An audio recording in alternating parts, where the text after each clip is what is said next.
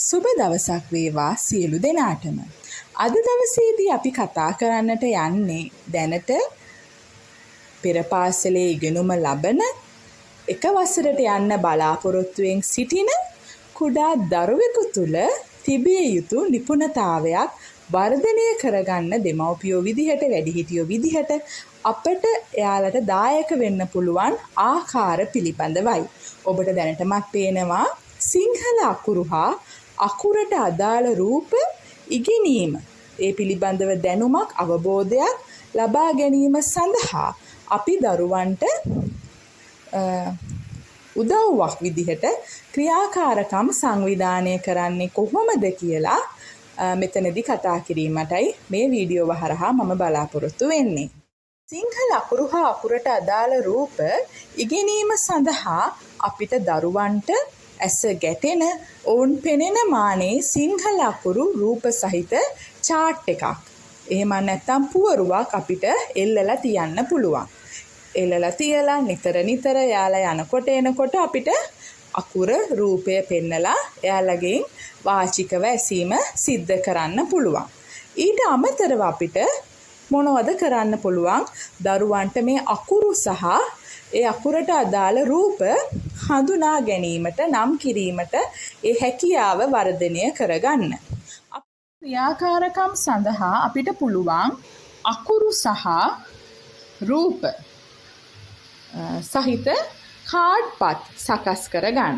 දැන් මම මේ කාඩ්පත් සකස් කරගෙන තියෙන්නේ A4 කොලයක් කොටස් වලට වෙන් කරලා අකුරු ලියලා ඒ අකුරු ඇතුළ පාට කරලා ඒ A4 කොලේ මම ලැමිනේට් කරලා කොටස් වලට කපලා අරගෙන තියෙනවා. ඉතින් මේ රූපත් ඇඳගෙන තියෙන්නේ A4 කොලේ. ඊට පස්සේ මම ඒක පාට කරලා ලැමිනේට් කරගෙන තියෙනවා. ඉතින් ඔබටත් චිත්‍ර අඳින්න පුළුවන් අම්මෙක් තාත්තෙක් නම් ඔබට මේ විදිහට කාඩ්පත් සකස් කරගන්න පුළුවන්. අකුරු සහ රූප, අකුරට අදාළ රූප.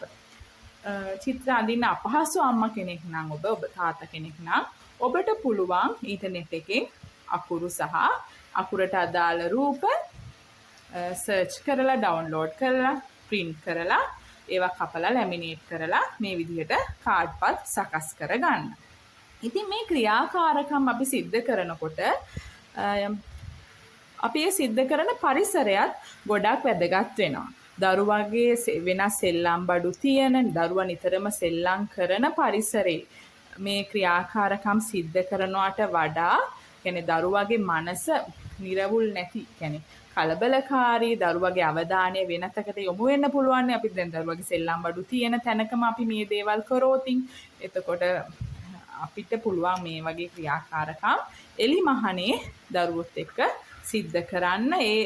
මේ ක්‍රියාකාරකම් වලටම වෙනම වේලාවක් තබා ගන්න.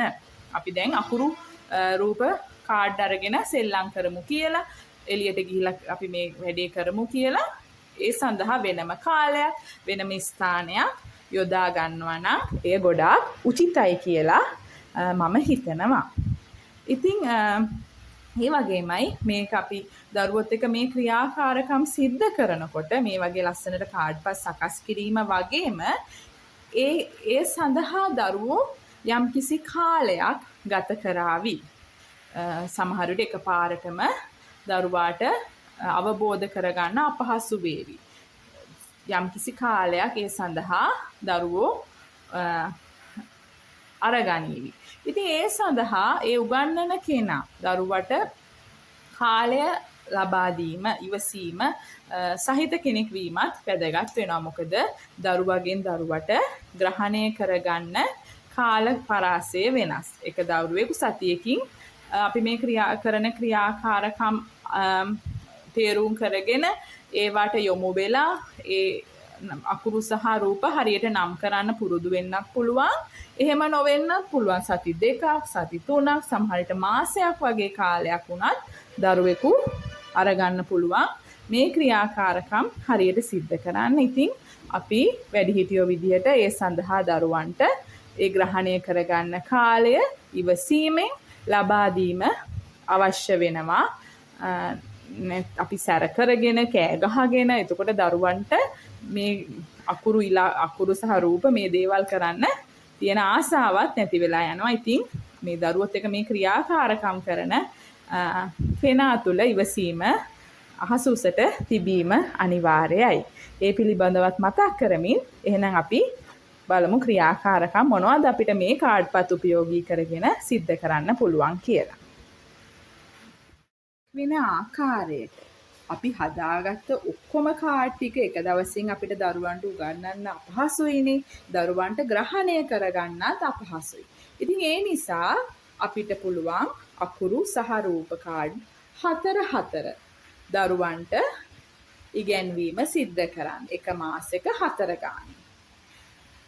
ඉතින් මම මේ දක්වලා තියෙන විදිහට අකුරු කාඩ්පත් එක් පසකින්ද අකුරට අදාළ රූප කාඩ්පත් ඉදිරියෙන් එක් පසකින්ද ඔගොල්ලොන්ට මේ විදිහට තබන්නට පුළුවන්. අපි මේ විදිහට තබලා දරුවා සමග යා කිරීමේ ක්‍රියාකාරකමක් ලෑස්ති කරන්නට පුළුවන්. දරුවත් එක්ක කියමින් අකුරේ සිට රූපයට යා කිරීම. ටා ටයරය. රා රජ. ඌ උදැල්ල. වා වරකා. මේ විදිහට සතියක් දෙකක් තුනක් දරුවත් එක්ක කිය යා කරන්න. ඉන්පසු දීලා බලන්න දරුවට තනියම කිය යා කරන්න පුළුවන්ද කියලා. දරුවට තනියම කිය යා කරන්න පුළුවන් නම් වැඩිහිටියගේ උදව්වකින් තොරව එය දරුවට ග්‍රහණය වෙලා තිබෙන්නේ කියලා අපිට නිගමනයකට එන්න පුළුවන්. එතකොට දරුවා එකක් දෙකක් විතරක් කියලා තනියම යා කරනවා. අනිත් ඒවා යා කරන්න කියන්න අපහසු නම් අපිට අවබෝධ කරගන්න පුළුවන් මේ අකුරු දෙක විතරක් සහ ඒ අකුරට අදාළ රූප දෙක විතරක් දරුවාට ග්‍රහණය කරගන්න පුළුවන් වෙලා තියෙනවා. ඉතුරු දෙකට වැඩිහිටි සහාය අවශ්‍යයි කියන එක. ඉතින් ඒ අනුව එයාලට සහයෝගය ලබා දෙන්න කාරුණිකව ක්‍රියාකාරකමක් දරුවොත් එක්ක කරන්න පුළුවන්. අකුර දීලා රූප 3ක් දීලා නිවැරදි රූපය රවුම් කරන්න. අපිට දරුවට ලබා දෙන්න පුළුවන්. එතකොට ටා දරුවා නිවැරදි රූපය මෙයයි. යටින් ගිරක් ගහන්න දෙන්නත් පුළුවන්. එහෙමත් නැත්නම් රවුම් කරන්න දෙන්න පුළුවන්. එතකොට දරුවා නිවැරදිව හඳුනාගෙන යටින් ගිරක් ගහනවද රවුම් කරනවද කියන එක ඔයාලට තීරණය කරන්න පුළුවන්. දරුවට අපිට ටයරේ රූපය දීලා නිවැරදි අකුර තෝරා ගන්නත් දෙන්න පුළුවන්. එතකොට ටයරය නම් ටා. එහෙනම් ටයන්න විතරක් රවුම් කරන්න දෙන්න පුළුවන්. නැත්තම් මෙහෙම හඳුනා ගන්න. නැත්තම් යා කරන්න දෙන්න පුළුවන්. මේ විදිහට ඔයගොල්ලන්ට කැමති විදිහට ක්‍රියාකාරකම සංවිධානය කරගන්න පුළුවන්. හොඳින් අකුරු සහ අකුරට අදාළ රූපය හඳුනාගත් පසුව අපිට මේ විදිහට අකුරු පෝලිමක් සහ නිවැරදි රූපය ඉදිරියෙන් නොතබා මේ රූප කාඩ්පත් මාරු කරලා කියලා අපිට දරුවන්ට හොයන්න කියලා දෙන්න පුළුවන්. ටයන්නට අදාළ රූපය මොකක්ද කියලා. ටා ටයරය. රා රජ කලවම් කරලා. ඌ උදැල්ල. වා වරකා. ඒ අනාදී වශයෙන් කාඩ්පත් කලවම් කරලා අපිට දරුවන්ට හරියට යා කරනවද කියලා ඒ ක්‍රියාකාරකම සංවිධානය කරලා ලබා දෙන්න පුළුවන්. ඉතින් මෙතනදී අපිට පුළුවන් දරුවොත් එක්ක එකපාරක් දෙපාරක් මේක කරලා ඊට පස්සේ දරුවන්ට තනියම කරන්න අවස්ථාව ලබා දෙන්න. එතකොට යාලට වැඩිහිටියොත් එක්ක එකපාරක් දෙපාරක් කරපුවාම අවබෝධය ලැබෙනවානේ කරන ආකාරය පිළිබඳව. එතකොට එයාලට ඒක උදව්වක් වෙනවා තනියම කරනකොට මං අම්මත් එක්ක මෙහෙමයි මේක කෙරුවේ කියන එක එයාලට අත්දැකීමක් තියෙන නිසා.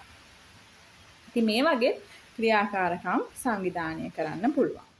මේ වගේ කාඩ්පත් පේලියට තියලා පින්තූරු අපිට කලවම් කරලා අකුරට අදාළ පින්තූරය අකුරු ඉස්සරහෙන් තියන්න කියලා. ඒ කියන්නේ අකුරට අදාළ රූපය ගලපලා තියන්න. අපිට දරුවන්ට දෙන්න පුළුවන් තවත් ක්‍රියාකාරකමක්. ඉතින් ටාටයරය, රාරජ, ඌදැල්ල, වාවරක විදිහට දරුවන්ට මේ විදිහට තියන්න අපිට ලබා දෙන්න පුළුවන්. ඉතින් ඔයාලත් එක්කත් මේ ක්‍රියාකාරකම් කරලා සතියක් දෙකක් කරලා ඊට පස්සේ තනියම දෙන්න බබාලට මේක තනියම කරන්න පුළුවන්ද කියන එක. එතකොට ඔයගොල්ලන්ට නිගමනය කරගන්න පුළුවන් වෙනවා. ඉතින් මේ ආදී වශයෙන් අකුරු සහ රූප සකස් කරලා ඔයාලට ක්‍රියාකාරකම් සංවිධානය කරන්න පුළුවන්. ඒ තුලින් දරුවන්ට අකුරු සහ රූප පිළිබඳ නිපුණතාවයක් ඇති කරගන්න පහසුවක් හැකියාවක් ලැබෙනවා. ස්තුතියි.